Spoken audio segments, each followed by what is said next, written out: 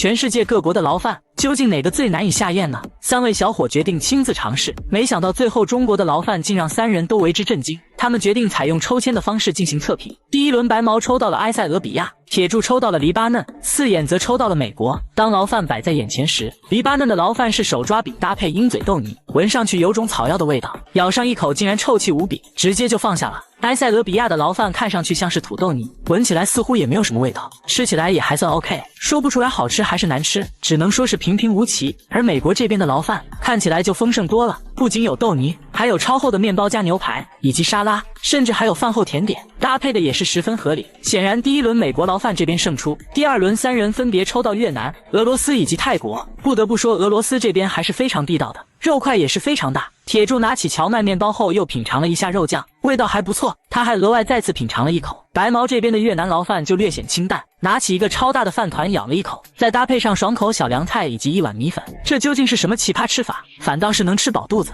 四眼这边的泰国牢饭还算是符合我们国家的胃口，不仅有米饭炒菜，还有海带汤，吃起来也能够接受，就连汤里还能吃到鸡肉，也算属实不错了。第3轮3人分别抽到英国、以色列以及我们的邻居小日子。四眼对于以色列的牢饭很感兴趣，迫不及待的就端起来想要品尝一下。大米饭加烤面包，搭配上咖喱牛排饭，这伙食是不是比你们家吃的都好呢？白毛这边的英国牢饭也不赖，金枪鱼面包片搭配上秘制超大牛排，咬上一口立刻回味无穷。你有没有想要坐牢的感觉呢？而铁柱这边就稍显逊色了，虽说有着2菜1汤的标准，可唯一的荤菜只是一条炸鱼，吃进嘴里味道简直难以形容，也就薯果酱还能凑合着吃。第4轮终于轮到我们中国出场了，另外2个国家分别是澳大利亚和墨西哥。澳大利亚这边有鸡肉饭、酸奶以及通心粉，每一样食物似乎全世界人都能接受，营养搭配的也是十分合理。中国这边的牢饭是人们常见的东北乱炖，各种食材混合在一起，味道也十分哇塞，并且夸赞中国的牢饭是他吃过最美味的食物。而墨西哥的牢饭类似于我们常见的便当，面包片加上鸡排，还有爽口小凉菜以及豆泥，再搭配上一点饭后水果，营养同样非常均衡。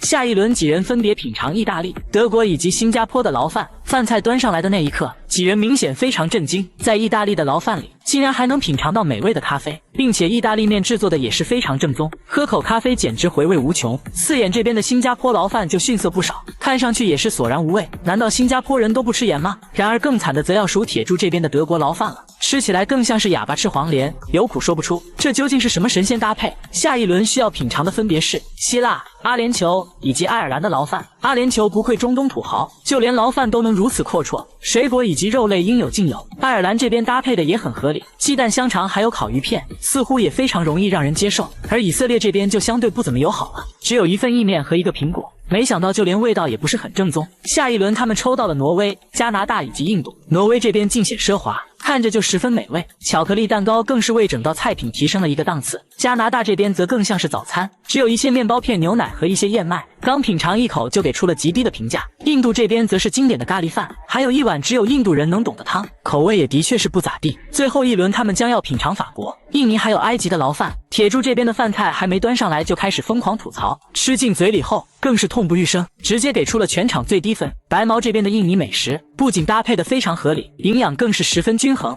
他不停地品尝着每一种食材。相比较而言，法国这边的牢饭还算正常，没有惊艳的同时也并不难以下咽。所有国家的牢饭全都测评完了，那么如果是你，最喜欢去哪个国家坐牢呢？